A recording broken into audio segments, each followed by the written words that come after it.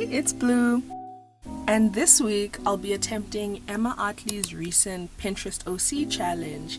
Yay! So it actually feels very serendipitous that I saw her video talking about this and talking about her challenge that she made, because in my previous character design video I was yapping about how I kind of struggled with it because there was no context to back up the character design itself to kind of assist and bolster the design.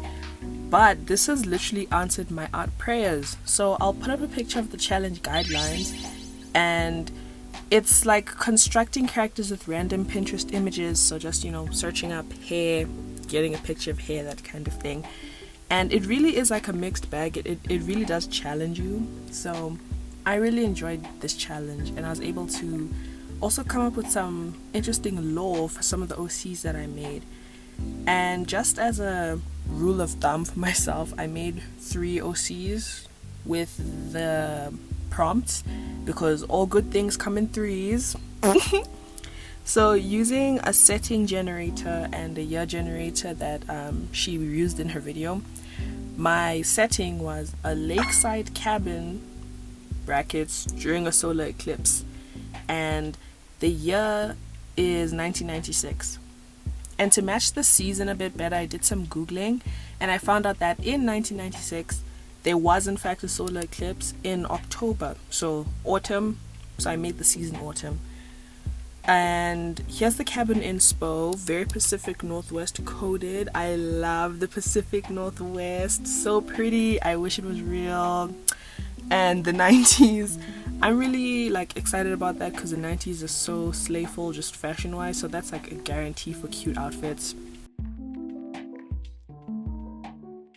So for the character design itself, I just did a split screen with the challenge guidelines on one side and then Pinterest on the other side. Just started finding the images. So for the gender of the character, it'll be, you search up album and then the lead singer of the album will be the character's gender. So this one was the album Junkyard, and then I wasn't sure what the group was, so I went to search and it was a dude. So okay, my main character is a dude, yay. Very new for me, I don't usually draw men like that, so this definitely was a bit of a challenge, but it was very fun. So, and then I found the skin tone, there's my skin tone, then I found the build. And with the build, I was not sure what to do because the first couple of pictures, I think the first one was an ad, and then it was just lots of pictures or drawings. So I just went to the first one that was of one person, and I just used that. Then I searched 1996 hairstyles. So with the first character, that's why I kind of did some variation, because the first picture showed some mullet type hairstyles, so I took that. But I was looking at them and I was these mullets are really more 80s. So it's I searched up 1996 haircut, but it gave me 80s mullets. So I really tried my hardest to draw him with a mullet, and it wasn't giving. So I kind of changed his hair, you'll see later, and I give him more curtain bangs type thing, because that's more 90s. Then for his outfits, very streetwear, lots of layering, and I like that the fashion for all 3 of them kind of lined up really nicely with the season. They're all dressed pretty warmly but not too warm. Then his shoes, some Oxford Docks, and then the accessories was just some rings. So I usually don't emphasize hands too much, so it is interesting now that a character's accessories are rings. So I need to make sure to whenever I am drawing him, most of the time his hands on the focus of the image, but making sure that they're visible so you can see the rings. And then his color scheme, very blue and white. I don't know, it feels academic, almost uniform coded, school uniform coded, if anyone else wore uniforms in school. But yeah, so this is character number 1, and his name I used a random name generator as well, and his name was Fabian Liu. So his name is Fabian Liu. So here's Fabian, his mood board and everything. Then character number 2, it's basically just the same process all over again. So I searched up album cover, then I got literally the same result.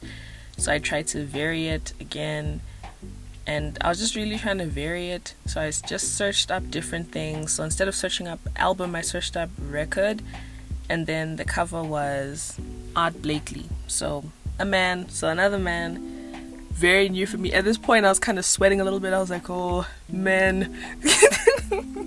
Like, I have male OCs, like I have some, but it's like not many. I'm more comfortable with the girls and days, you know. So either way, found the skin tone, cool. And I was really excited for this one because like everyone knows the 90s, black hair was really a thing. So I'm like, okay, cool, I'm gonna find some cool hair. The body type and the comments under this. We need to talk about Pinterest comments actually. Like, oh my days, Pinterest comments are so unhinged. So then I found some hair, then it was giving me like women's hairstyles, and I was like, okay, no, this character, you know, I want him to sort of have like not like braids or anything. So at first I saw like the first picture was like just like an afro, then I was like, okay, this is cool. But the second picture I saw, which also really inspired me, was like a sort of taper fade. So I just took both of them because I was like, I can cook something up with this, and I did. So my second character's hair ends up being sort of like an amalgamation or a mix of the two. You'll see. Either way, the second character's hair is like probably my fave of this whole bunch. Like the way that I drew his hair was just super fun to draw. So that was the hair, and then the outfits. Ooh, I also had to vary my search a bit. I was just using the same account because I don't have multiple Pinterest accounts, so I really had to like alter it as much as I could. But the outfits, so for this one I literally just picked in the second image because the first one was already taken for my previous character, Fabian. So these pictures I really liked, like the fashion, it's so 90s, and even this one, it was like specifically from 1996, like a fall winter catalog, which feels very like, you know, on the nose. So those outfits I really liked, very slayful. And then shoes, just to be like funny, I picked out some of these Mary Janes instead of like normal tackies. And then for his accessories, I just got like these like cute earrings, and then a very vibrant color palette that we have here. It's like very warm, very saturated. I actually desaturated it just a little bit because it felt like the colors were too bright. It felt like cartoonish. I was like, okay, this is doing too much, just a little bit. So yeah, then my second character, his name was Vincent, but with his name there was like a bit of a kerfuffle, for lack of a better word. Okay, not necessarily a kerfuffle, but so it's like when I was generating the names, I got like one surname where it was Barker, I think, and like it didn't match the name. So like the first time I rolled his name, it was going to be something like Duane Barker, but I didn't like that sounded weird. So I was like, no, but I like the surname Barker. So I rolled again, then I got Vincent Khan, so I just abbreviated his surname. So his name is Vincent with an E at the end because I don't know, I just feel like that suits him. So it's Vincent Khan Barker or Vincent Barker-Khan, I don't know, but either way it's a hyphenated surname. I don't need to think this deeply about it, I'm just an overthinker, but yeah. So we have Fabian and Vincent Barker.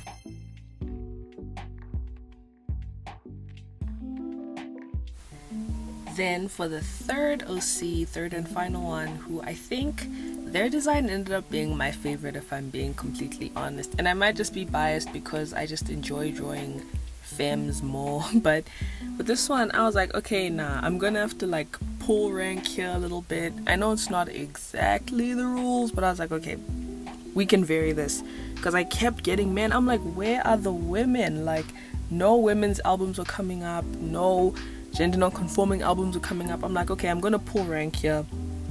The third character is gonna be non-binary because I said so. So yeah, so I basically just did that, and then I just continued on as normal, found the skin tone, and again, finding the skin tone was a bit like hard here. I kept getting ads or drawings, so I just scrolled down until I found a real person. So I found this really beautiful model here. This model is actually really pretty. Anyways, let me not get off topic, but yeah, then I found this model.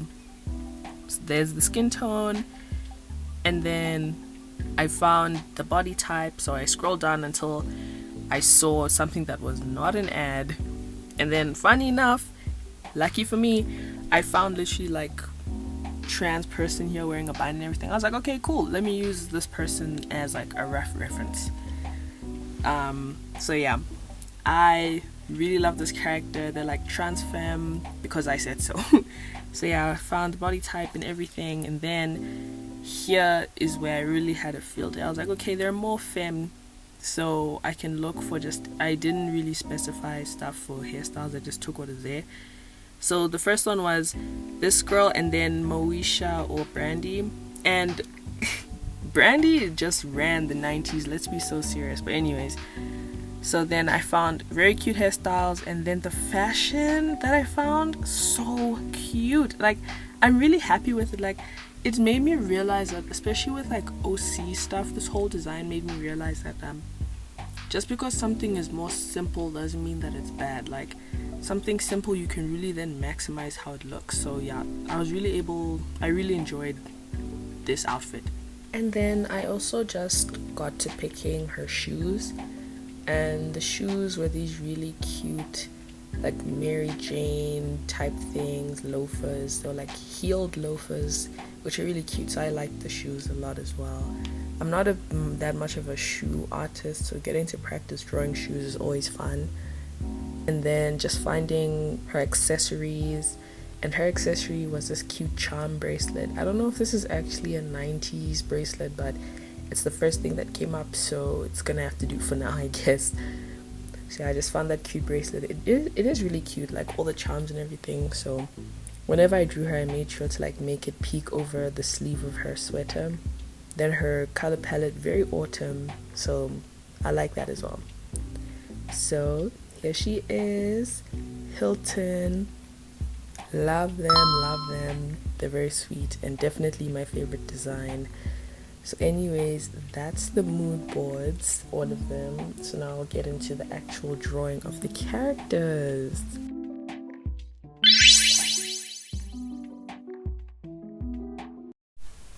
So first up is Fabian, the main character of the story. He's 25 and works at the local planetarium as the head tour guide. Inadvertently, this plot became so angsty. Like, this one is actually quite angsty, and like there's an event that happens that I'm just gonna give a little warning, like when it comes up, in case it's upsetting to you. It's not graphic at all because I'm not good at drawing gore, but like the implication is there, so warning. This got really like angsty. So the prompt generator that I used gave me peaceful lakeside cabin and a solar eclipse, and I immediately knew that I had to make some supernatural nonsense happen. Like, come on, a solar eclipse, like I can definitely make that of some kind of significance. So I did some research on like what's eclipses like represent and mean to different people, that kind of thing, and they often symbolize renewal and a pulling back of the veil, so to speak. So basically things becoming more clear, less hazy, the truth being exposed, that kind of thing. So Fabian, as a child, he used to spend lots of time at his uncle's cabin, who raised him, and his uncle was quite an unsettling figure in his life, but whenever he went to that cabin, he loved it and the woods, you know. But as I'm implying very heavy-handedly, the uncle was doing some suspicious things up there. And basically one of the trips, like, he's just getting a weird vibe, Fabian. And like, he's like a child at this point. He's like 5. So one day, like on one of these trips, he's like feeling unnerved. And like a solstice is coming at this point, so it's like imminent. So all along then the coming months leading up to the solstice, every time they went to the cabin, he was feeling some kind of way about it. He's like, oh, okay, whatever. And then now they go to the cabin on the day of the solstice. So they go to the cabin, and usually his uncle tells him that there's this room in the cabin that you are not to go into, and he usually listens because his uncle scares him. But this time it's like there's something like tugging him to that room specifically, like just tugging him to the cabin and to the room specifically. So during like the actual eclipse, he goes into his uncle's study and sees a child suspended from the ceiling, right? And I'm just gonna leave it there. And this obviously traumatizes him. He's like, girl, what on earth? I'm not laughing because it's funny. It's just, I feel so bad. I just brutalize my OCs. Like, I create them, I pamper them, I give them hugs and kisses, and then I absolutely smash them with a hammer of angst. But anyways, so he sees a child suspended from the ceiling. He gets a good look at the child's face, that whole thing. So like a child around his age. So obviously he's like, whoa. And like as he sees this, he's like, oh my days, my uncle is like a psycho. And like he obviously doesn't want to let his uncle know that he knows, you know. And like he gets kind of closer to the child, and the child brushes a hand across his forehead, and he's like, oh no, we gotta go. And he leaves, and as he leaves he sees a shooting star falling over the mountain. And without giving away too much, you can assume that it has some kind of significance, but I'm not going to say too much about it.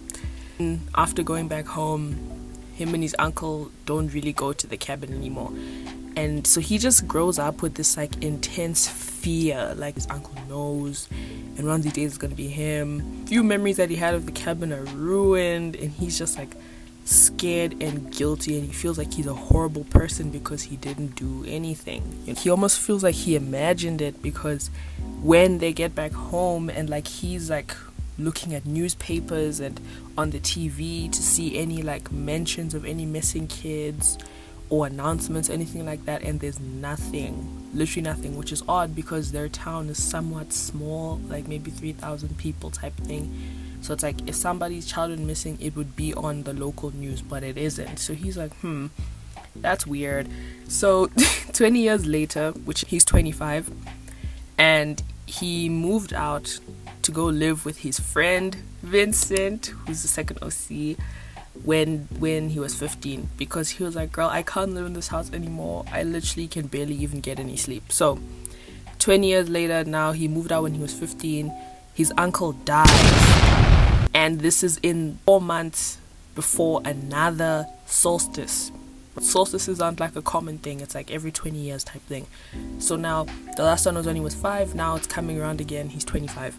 It's all over the news, everywhere, advertising. It's like, oh, first solstice in 20 years, first solstice in 20 years.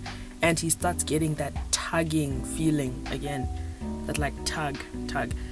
And he never told his friend Vincent about it at all, about what happened. He kind of just gatekeeps that. He keeps that to himself. He's sort of a more drawn. He keeps to himself. He starts getting that pull again. Then the Hilton comes to town a month before the eclipse. They meet Hilton like just kind of out of nowhere, very randomly, and he like almost loses it. He's like, whoa, because Hilton looks just like the child who he found in the cabin all those years ago. So Hilton, for some reason, seems to really like him. Like, you know, they're always talking to him. They're always like, oh, you know, Fabian, he's a good guy. I like Fabian. I want to be Fabian's friend. You know, that kind of thing. He also really likes Hilton because Hilton's very lovable. He feels like he can't be too close to Hilton because he's afraid that, like, deep down, he's afraid that he's a bad person, just like his uncle. So that's his whole angst thing. Then Vincent. Ooh, Vincent. I love Vincent. His hair came out so well. But anyways, so Vincent is 26 and he's Fabian's childhood best friend. Basically his only friend, and their houses were right next to each other growing up. And he's an assistant librarian who reads to the local kids on the weekends. And I had to make him some kind of librarian because just looking at his outfit, I don't know, it just gives off like English teacher. So I wanted to make him like a kind of English teacher adjacent figure without making him like a teacher. I don't know. Vincent is more of a supporting character in the story, but he's still important to the core trio. So yeah, I really love Vincent. He's just here for vibes, and eventually Fabian kind of tells him what's going on as the solstice gets closer and closer. He's a good friend. So that's Vincent. And then Hilton Bradley, the third OC, the look-alike to the child in the cabin, or the cabin child, whatever you want to call it. Definitely the most fun for me to draw. Hilton is 24, and their personality is like an astrology space girl enthusiast. The only thing that she's missing is a closet full of crystals. But anyways, they roll into town a month before the eclipse because that they also are getting a strange pull to the town and the mountains specifically. And then they meet Fabian and Vincent, and the three of them really get along. Once they like go to the planetarium because they're like, oh cool, I can maybe get a job here. Then they see Fabian inside and they're like, oh my gosh, you work here too, please give me a job. And then Fabian's like, okay. Because he can't really say no to Hilton, and me neither. Like, dog, that's literally, give me a chance, please, Hilton, give me a chance. But anyways, this isn't about me. So they start working there and bonding with Fabian even more.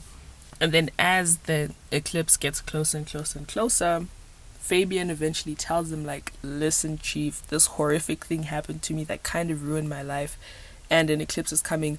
Do you want to investigate this with me? Because I feel like you're involved. I feel like I know you. And then Hilton's like, you know what? Intuition is intuition, because that's just like how she also kind of lives their life, you know? So, yeah. So Hilton's like, okay, Slay, we have to figure this out. So them on the day of the eclipse go to the cabin to try and solve the mystery before the eclipse lapses and the pole is gone for the next 20 years. So that's the plot of the story. That's the lore dump. I'm really happy with the fact that I was able to whip this up like in a couple of days, really.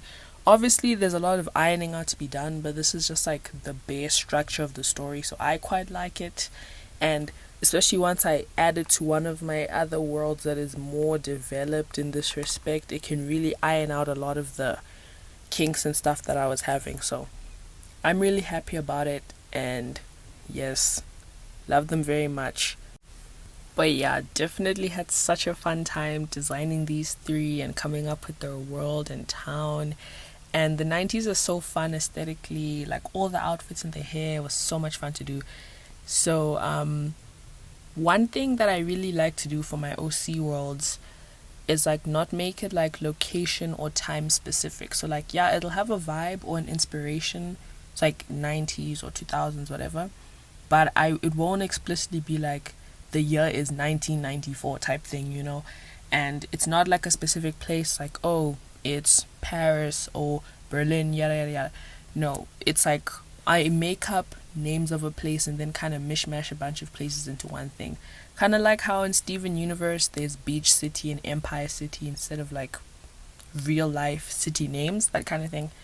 So their whole town was definitely giving me Pacific Northwest vibes, because I love the Pacific Northwest. Love it. With their world, I'm definitely gonna add it on to one of my other ones. So I definitely also want to talk about my other worlds at some point, because I love them so much and I put so much time into them and they make me really happy. So this one will be like kind of like a little section of a bigger world, but I named because I like naming my OC worlds different things just to like compartmentalize them in my head. So this little world that I came up with, that I cooked up today, I named it Black Hole Sun. So I basically went to Google and I typed in songs about eclipses from 1994. So it's a song that came out in 1994 by this band called Soundgarden, and clearly I just picked really well. When I watched the music video, it was actually kind of scary. Like, it was really off-putting and uncanny, just the visual vibes and everything. It was kind of scary. I was like, okay, this kind of matches the vibe that I'm going for with this world, so I recommend that. So yeah, and that one came out in 1994. So this world is Black Hole Sun. Really cool, really cool.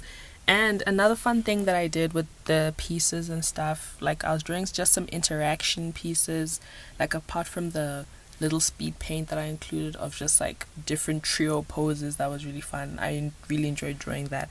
I included like some little pieces just that would be different events in the story. And with those, I had fun like using backgrounds and like trying to render them, you know, using references, stuff like that. It was really fun.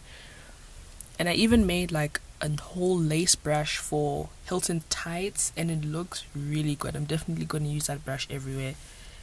And as I was drawing these three, I definitely had a are they moment, and I can't decide like what the dynamic yet is. I don't know if it's gonna be like an OT3 romantic kind of thing, or if it's just gonna be like a strong platonic kind of thing. But I have decided that Fabian has a big fat crush on Hilton because so do I. Anywho, I had so much fun with this challenge. Like, I felt so pumped up and like full of creative energy, so many ideas. Like, it really got the ideas coming through and flowing. I love character design so much. So thank you so much for the challenge, Emma. If you watch this, I don't know. But I love her art so much, and her style is so signature, very distinct. I definitely have Emma Otley brain rot right now, but let me stop yapping.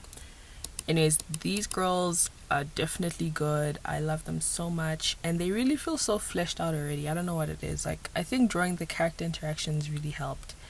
And I just wanted to assign them each a year specific song to describe them, kind of.